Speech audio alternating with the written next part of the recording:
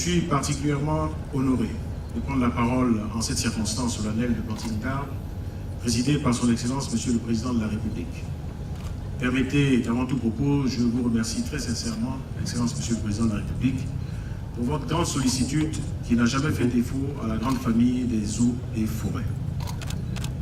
En dépit de vos multiples charges et d'un agenda particulièrement fourni, vous rehaussez de votre présence l'éclat de la présente cérémonie, soyez-en vivement remerciés. Je remercie également chacune des personnalités ici présentes. J'exprime ma reconnaissance aux partenaires au développement ainsi qu'à l'ensemble des responsables politiques et administratifs pour leur présence distinguée. Cette présence est le témoignage éloquent et le symbole de l'intérêt que chacun de nous accorde à la paix, mais également à la sauvegarde de notre patrimoine forestier.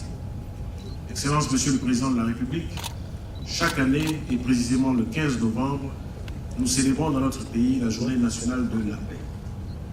Cette journée nous engage à promouvoir la culture de la paix, gage de solidarité, de cohésion sociale et condition préalable à tout développement.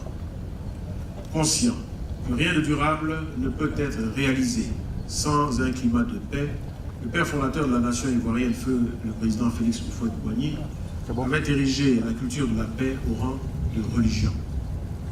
Il nous rappelait sans cesse que la paix n'est pas un vain mot, mais un comportement. Cela signifie que la paix doit être semée dans les cœurs, elle doit être cultivée et entretenue sans relâche.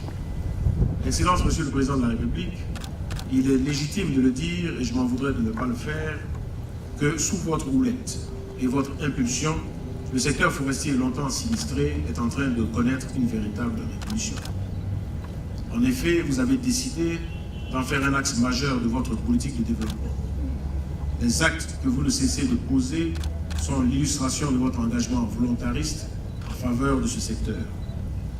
Certes, la liste de ces actes est longue à énumérer, mais nous en retiendrons quelques points essentiels. En 2015, les États généraux ont été organisés.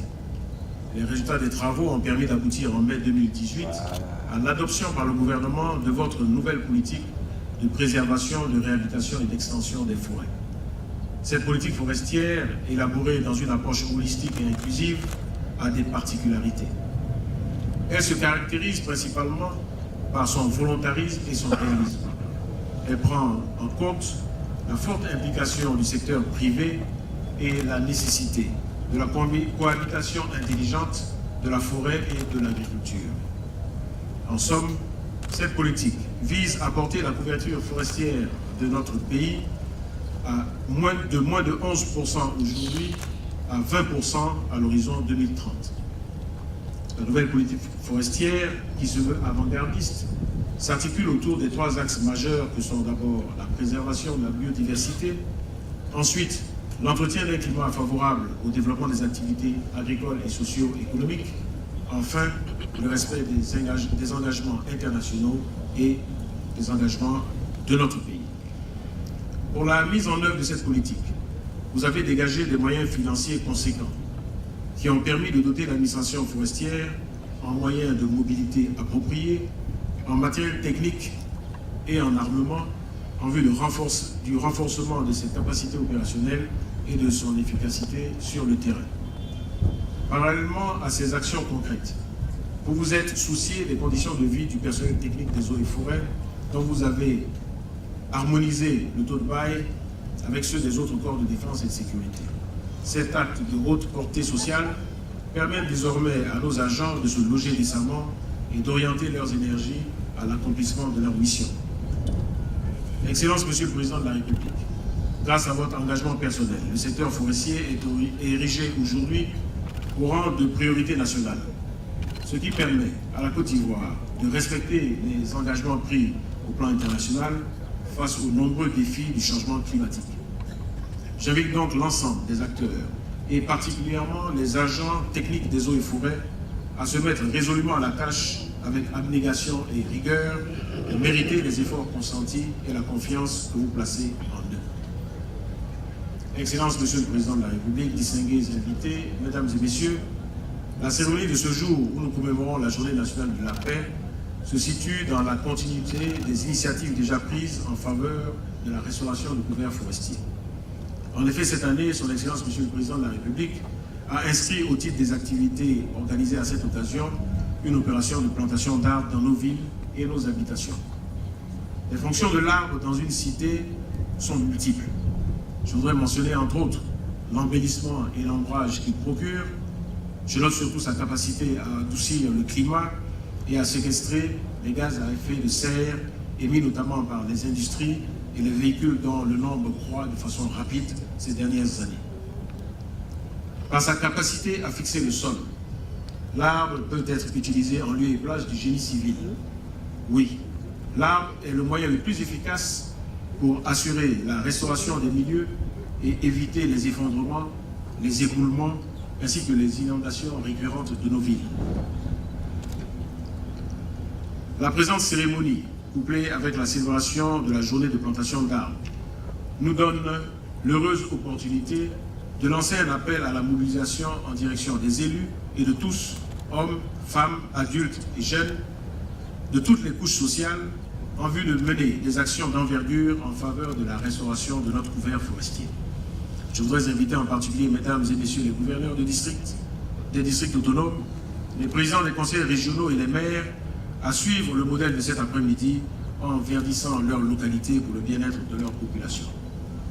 Au total, la présente journée de plantation d'arbres est l'expression de la volonté politique du gouvernement de formaliser l'adhésion populaire en faveur de la restauration du couvert forestier. Elle vise surtout à susciter chez les citoyens l'amour et le respect de la flore, de la faune, pour une prise de conscience nationale en vue d'une gestion durable de notre patrimoine forestier. C'est pourquoi Son Excellence, Monsieur le Président de la République, a décidé d'institutionnaliser la journée du 15 novembre, journée citoyenne de plantation d'arbres, pour chaque habitant de la Côte d'Ivoire. Excellence, Monsieur le Président de la République, malgré l'ampleur de la tâche qui nous attend, nous sommes optimistes parce que nous bénéficions de plusieurs atouts dont le plus important est le chemin tracé par votre vision qui a conduit à l'adoption de la nouvelle politique forestière dont les axes majeurs viennent d'être cités. Je voudrais donc exhorter l'ensemble des acteurs à s'approprier cette politique qui permettra à la Côte d'Ivoire de demeurer un pays forestier. Excellence, Monsieur le Président de la République, distingués invités, Mesdames et Messieurs, dans sa marche vers l'émergence sous la houlette de Son Excellence, Monsieur le Président de la République, la Côte d'Ivoire attend beaucoup de son secteur forestier. Il nous revient de faire face au défi de la déforestation par la réhabilitation de notre couvert forestier. Oui, nous devons et nous pouvons gagner ce pari pour léguer aux générations futures un pays écologiquement viable. Avant de terminer mon propos, je voudrais rendre à nouveau un vibrant hommage à Son Excellence, Monsieur le Président de la République, pour sa sollicitude en faveur du secteur forestier.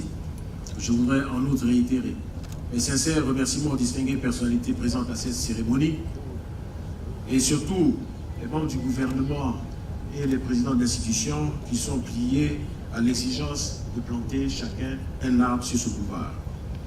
J'exprime par la même occasion ma profonde gratitude à toutes celles et tous ceux qui sont venus prendre part à la présente opération de plantation d'arbres.